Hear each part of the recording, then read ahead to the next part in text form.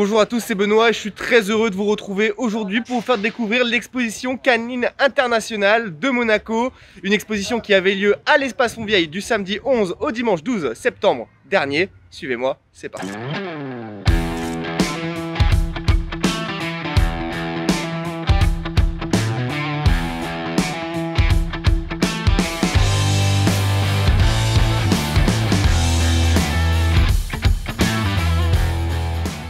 C'est une des expositions les plus prestigieuses au monde. De par son historique, c'est l'une des plus anciennes, c'est la princesse Charlotte qui a l'initiative de l'exposition en 1927, mais aussi de par la qualité de ses juges et des chiens qui sont présentés. On y retrouve des maîtres et des éleveurs d'expérience, avec des chiens parmi les plus beaux au monde. J'ai eu l'occasion de rencontrer Laurie et Mathis, propriétaires de Saïko, qui a remporté le prix de champion de Monaco dans sa catégorie.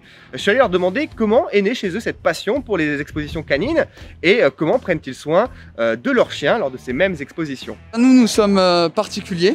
Voilà, nous présentons un Akita américain de 13 mois. Il s'appelle Saïko. Il vient de l'élevage Crave Addict. Ces éleveurs, qui sont nos amis maintenant, nous ont transmis la passion des expositions canines. Et donc du coup, ils nous financent, ils nous suivent presque dans toutes les expositions qu'on fait. Notre loulou, il aime ça, on aime ça. Les éleveurs aiment ça, donc ça fait une pierre deux coups. Avant de défiler, nous, en fait, notre routine, entre guillemets, quotidienne des expositions, c'est que on le sort de sa petite housse, de sa petite cage en tissu. On le stimule, on le conditionne, on le brosse, on passe un petit coup, on prend une petite friandise pour l'appâter, pour qu'il se mette en mode de travail. On lui met bien sûr son collier d'exposition, ça laisse de travail, pour vraiment qu'il se repère, qu'il sache que là maintenant il faut travailler. Et donc voilà, c'est notre routine quotidienne. Vous l'avez compris, les expositions canines, c'est une histoire de passion, passion aussi du côté des organisateurs. Vous le savez, cette année, c'est une année particulière. Malheureusement, en raison de la pandémie de Covid-19, le public n'était malheureusement pas convié lors de cette édition. Et surtout, suite au décès de la baronne Elisabeth Anne de Massy, qui était la présidente de la Société canine de Monaco de 2011 à 2020. C'est sa fille, Mélanie Antoinette de Massy, qui en a pris la présidence. J'ai eu la chance de la rencontrer et de revenir avec elle sur les conditions de l'organisation d'un tel événement. Oui, c'est une année très particulière.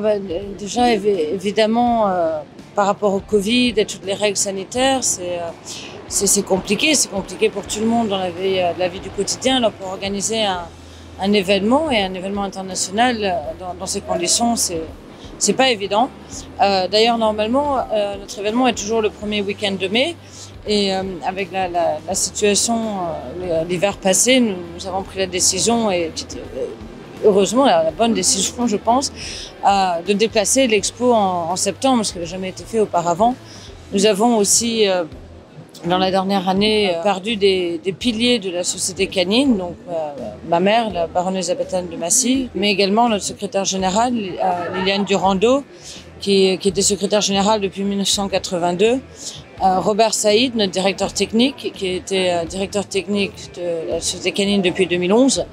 Et donc, à part Monsieur Kondo, commissaire général de l'exposition, et moi-même, c'est une équipe nouvelle qui n'avait pas organisé l'exposition avant. Donc, écoutez, nous essayons de la dynamique, nous essayons de faire le mieux, et en pensant aux personnes qui nous ont quittés, mais c'est une édition vraiment particulière, et je pense que tout le monde l'a ressenti, et je suis très fière de ce que nous avons réussi à faire, et je tiens vraiment particulièrement à remercier mes collaborateurs, Monsieur Colon, dont je parlais tout à l'heure, mais aussi ma trésorière Sandrine Balédier, qui est nouvelle et qui a été extraordinaire depuis plus d'un an maintenant.